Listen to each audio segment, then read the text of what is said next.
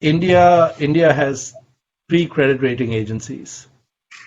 Um, you know, after the funeral business, the next business that probably is extremely resilient, but it's very hard to develop the moat, is credit rating agencies.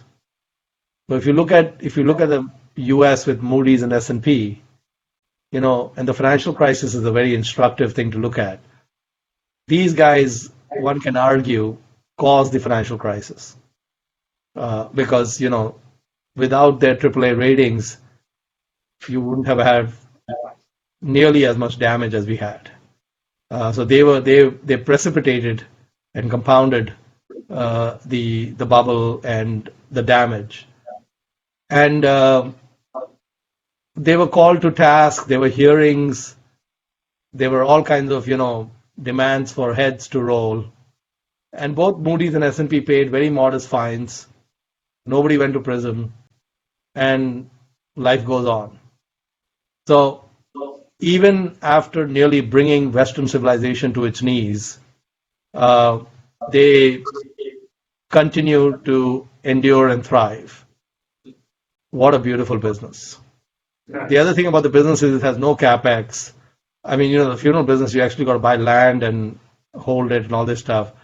Here you hire an MBA, give them a desk and a computer, and maybe your all-in cost is, I don't know, 200,000 or something.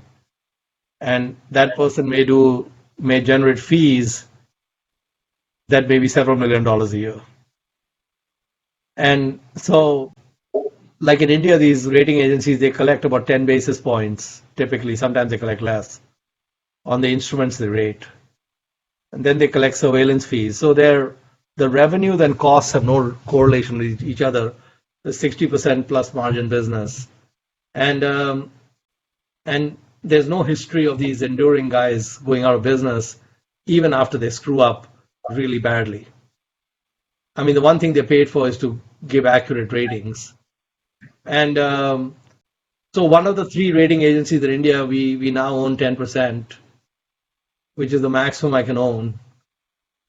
I paid more than a PE of 1, but they've got good growth engines, and we'll just keep it.